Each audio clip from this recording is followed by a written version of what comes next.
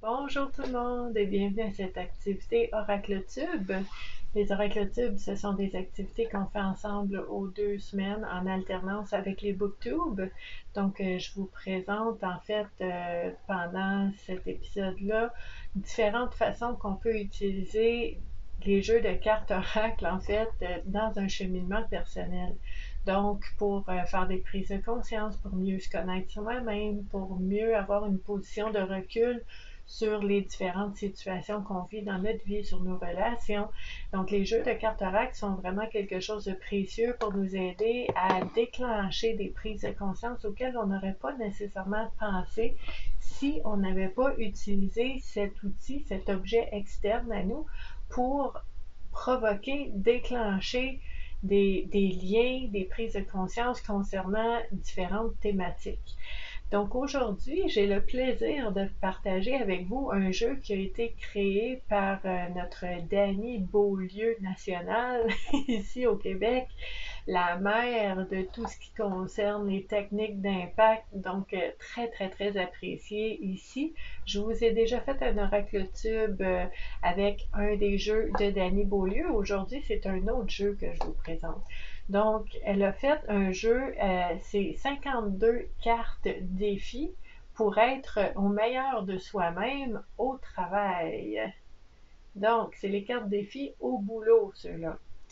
Donc, connaissant Dany Beaulieu, on a sur chacune des cartes des réflexions, on va espérer faire des prises de conscience et on nous propose des exercices en fait pour nous aider à intégrer la thématique qui est explorée. Donc, c'est très, très, très intéressant. Si vous aimez les techniques d'impact, si vous aimez Dany Beaulieu, vous allez aimer ce jeu-là. Donc, je vais vous parler un petit peu de ce qu'on nous dit ici de l'autre côté du boîtier. Donc, au boulot, conçu pour établir ou conserver un climat de travail stimulant et énergisant, les 52 cartes défis au boulot, tantôt humoristiques, tantôt sérieuses, ont pour but de vous faire relever des défis enrichissants qui vous aideront à vous éloigner du stress et des tensions pour vous permettre d'évoluer dans un environnement sain, calme, où il fait bon travailler dans la gaieté et la vitalité. On aime ça. Donc, prêt à relever le défi d'être heureux au travail, au boulot. Très, très, très intéressant. Dans ce boîtier-là, il y a un guide d'utilisation. C'est la première carte. Donc, on vous met au défi d'être heureux au travail. Intéressant. Donc, ça, je trouve ça, il y a beaucoup d'humour aussi dans ce jeu-là, comme je vous ai mentionné tantôt. Donc, la première phrase du guide d'utilisation, c'est la citation « Travailler, c'est trop dur », chantait Zachary Richard du fond de sa Louisiane bien-aimée. Peut-être avait-il raison, mais peut-être pas. Ça dépend des circonstances et de l'état d'esprit dans lequel on travaille. Si on arrive au bureau toujours en retard et toujours bougon, on finit par trouver le temps long. Si au contraire on prend le temps d'arriver et de sourire aux gens, on risque alors de trouver le boulot plutôt rigolo. Puisque le milieu de travail influe considérablement sur la santé des travailleurs et que l'état de santé d'une personne a une incidence sur sa productivité et sur sa satisfaction professionnelle, nous allons vous aider à établir ou à conserver un climat de travail stimulant et énergisant. Comment? En vous mettant au défi d'être heureux au travail. Nous avons concocté une série de 52 cartes, tantôt humoristiques, tantôt sérieuses, qui ont pour but de vous faire réaliser des défis tous plus enrichissants les uns que les autres. Nous espérons que ces défis vous éloigneront le plus possible du stress et des tensions qui sont, hélas, monnaie courante dans le monde du travail. Nous aimerions plutôt vous voir évoluer dans un environnement calme, sain, où il fait bon travailler dans la gaieté et la vitalité. Êtes-vous prêt à relever les défis? Et voilà. Ce que je trouve intéressant, en fait, c'est que on a les 52 cartes et on a 52 semaines dans une année. Donc, c'est quand même intéressant de dire, OK, je vais en fait piger une carte par semaine pour travailler quelque chose au travail. Ça peut être quelque chose d'intéressant. Donc, vous voyez, les cartes sont très simples. Il n'y a pas de livret dans ce jeu-là. C'est vraiment ce que ça veut dire pour nous, ce que ça nous inspire avec une proposition de réflexion. Donc, on a Go, Go, Go. Ce que j'aime avec ces cartes-là, c'est que l'objectif de la semaine, c'est assez, soyez zen, c'est assez vaste pour nous aider à aller dans la créativité puis aller voir ce que ça veut dire pour nous. Il n'y a pas de mal à se faire du bien. C'est beau. Donc, c'est long. C'est long. On va aller voir celle-là. Si, par exemple, tu aurais pigé la carte C'est long. C'est long. De quoi ça parle? Qu'est-ce qu'on veut explorer ici? Vous avez un appel à faire et vous composez le numéro de téléphone. Jusqu'ici, tout va bien. Vous venez de passer une belle matinée et vous filez le parfait bonheur, jusqu'au moment où on vous met en attente à l'autre bout du fil. Le temps passe. Vous commencez à taper du pied et votre bonne humeur s'évanouit. Pourquoi? Parce que vous avez autre chose à faire. Vous n'aimez pas attendre. Voici, lorsque vous êtes en attente au téléphone, profitez-en pour faire des petites choses qui vous intéressent. Pensez au meilleur moyen de traverser ce moment. Pourriez-vous ranger la paperasse sur votre bureau? Lire vos courriels. Si la musique que vous entendez dans le combiné vous plaît, pourquoi ne pas fredonner un petit air? Moi, il est plus loin sur mon bureau, là, mais j'ai toujours un pad de papier, puis je gribouille. J'adore gribouiller. Donc, quand je suis en attente au téléphone, puis c'est long, ben, je gribouille, je fais des dessins, je fais des untangles, je fais des œuvres d'art pendant que j'attends sur la ligne. OK? Donc, quand c'est long, qu'est-ce que je peux faire pour vivre moins de frustration? Très intéressant d'aller l'explorer. Si, par exemple, encore une fois, je brasse les cartes et je vois qu'est-ce qui sort, comment je peux l'utiliser, en fait, cette thématique-là, pour m'aider à améliorer ma façon de vivre chaque journée au travail pour que ce soit moins lourd, plus léger, plus satisfaisant, plus épanouissant, même si on est au travail et qu'on a des choses à faire. On a des responsabilités, on a des obligations, on est embauché pour faire quelque chose. Mais c'est pas juste qu'est-ce qu'on fait, c'est comment on le fait, dans quel état on est pendant qu'on le fait. Hein? Donc, le forgeron, ça c'est d'un beau lieu, j'aime ça. Ça nous fait, il y a la curiosité aussi, là. Donc, qu'est-ce qu'elle nous propose ici comme réflexion par rapport au travail avec la carte Le Forgeron? Donc, ce proverbe vous est sans doute familier. C'est en forgeant qu'on devient forgeron. C'est par l'expérience qu'on apprend et qu'on devient habile. En faisant des essais et des erreurs, on progresse, on avance car on agit. On fait quelque chose de concret. Si le résultat de nos actions est positif, tant mieux, on retire une grande satisfaction. Si par contre on se dit qu'on aurait pu faire mieux, il ne faut pas se décourager et penser qu'on a échoué. Au contraire, c'est l'occasion idéale de répéter cette expérience pour ainsi s'améliorer. Cette semaine, trouvez 2 moyens qui vous permettront de vous améliorer. Essayez des choses, travaillez très dur, forgez sans relâche et vous deviendrez un excellent forgeron.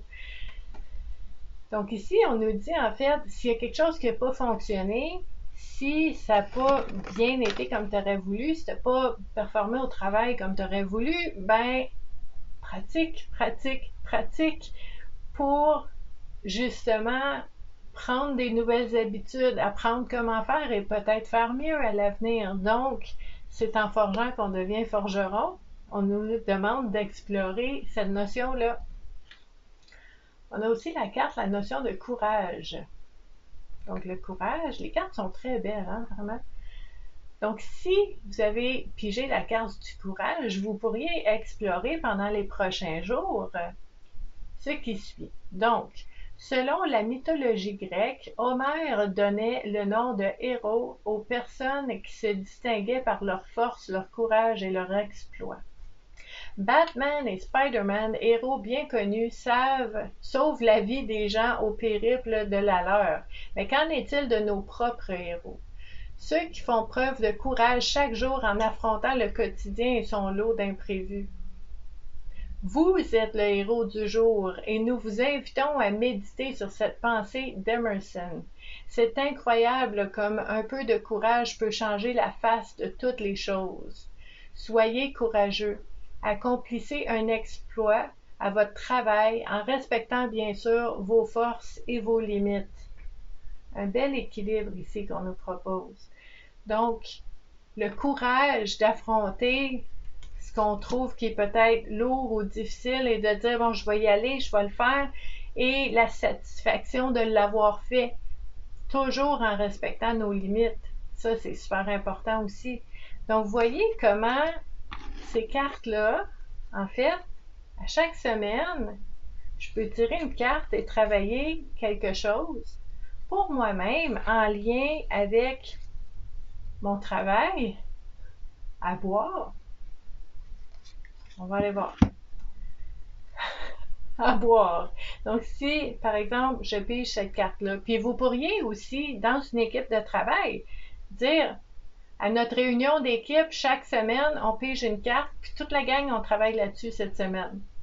Ça pourrait être le fun. Ça fait partie du team building, ça fait partie de l'expérience commune au travail, puis de travailler vers le même objectif. Ça pourrait être intéressant.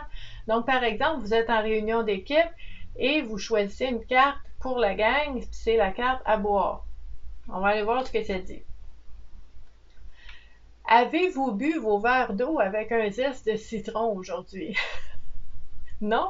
Empressez-vous de le faire et ce durant toute la semaine. N'attendez pas d'avoir soif pour boire. Buvez de petites quantités plusieurs fois par jour. Le corps humain, véritable piscine concernant entre 70 et 75% d'eau, a besoin de ce liquide pour fonctionner. En plus de nous hydrater et d'étancher notre soif, l'eau conduit les nutriments, les minéraux, les vitamines dans le sang jusqu'aux cellules qui en ont besoin. L'eau contribue également à l'élimination des déchets. Le corps élimine en moyenne 2,5 litres d'eau par jour dans les urines, la respiration et la transpiration. Pour compenser cette perte, il faut boire environ 2 litres d'eau par jour. Il est recommandé de boire fréquemment par petites quantités tout au long de la journée. Ça ne vous donne pas soif à boire.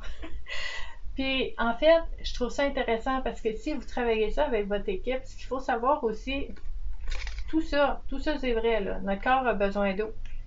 Mais pas juste notre corps a besoin d'eau. On a besoin de s'hydrater, on a besoin de boire de l'eau pour la concentration, pour être capable de réfléchir, pour être capable de résoudre des problèmes au travail, pour être capable de bien comprendre qu'est-ce qui se passe. Donc, au niveau cognitif, notre cerveau a besoin d'eau. Notre humeur a besoin d'eau. Je ne sais pas si vous le savez, là. Il y a des gens, des fois, qui vont dire quand ils ont faim, qu'ils deviennent irritables et bougons, là, un peu, là, tu sais, ils sont pas contents quand ils ont faim. Mais il n'y a pas juste la faim. Des fois, c'est la soif. Quand ton corps a soif, puis tu as besoin d'eau, puis tu bois pas, ça peut jouer sur l'humeur.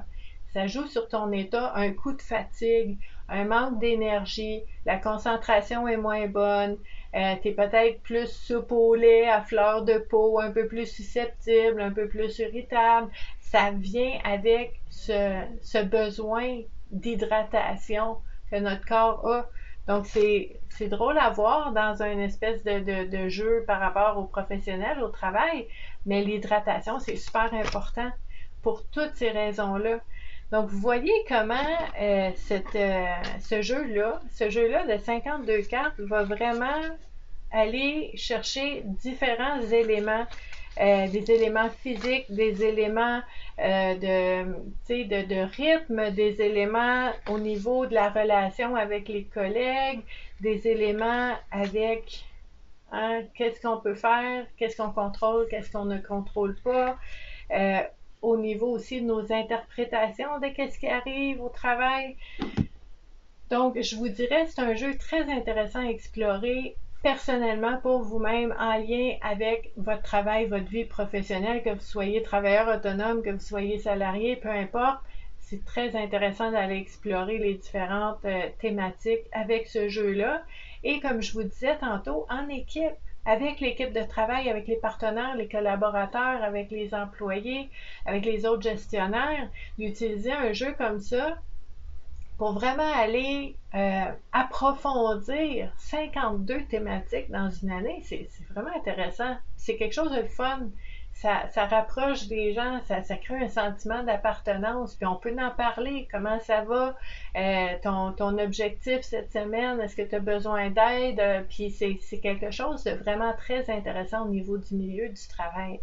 Donc, si vous ne connaissez pas Dany Beaulieu, puis vous ne connaissez pas ce jeu-là, je vais vous mettre un lien sous la vidéo pour en savoir un petit peu plus. Et je vais vous mettre aussi des liens sous la vidéo concernant toutes les différents endroits où est-ce que vous pouvez joindre la communauté Vivre à coup de cœur pour explorer tout ce qui touche au bien-être et à la santé mentale. Donc, je vous remercie beaucoup d'avoir été là et je vous dis à la prochaine. Bye!